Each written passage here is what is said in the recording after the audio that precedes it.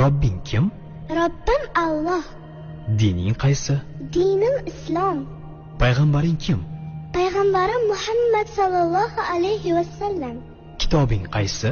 Kitobim Qur'oni Karim. Tilaging nima? Tilagim iymon. Qiblang qaysi? Qiblam Kabatulloh. Millating qaysi? Ibrohim Halilulloh millatidanman. Kimning mazhabidansan? Imom Azam Abu Hanifa mazhabi. Do'stlaring kim? Do'stlarim chahor yorlar. Ular kimlar?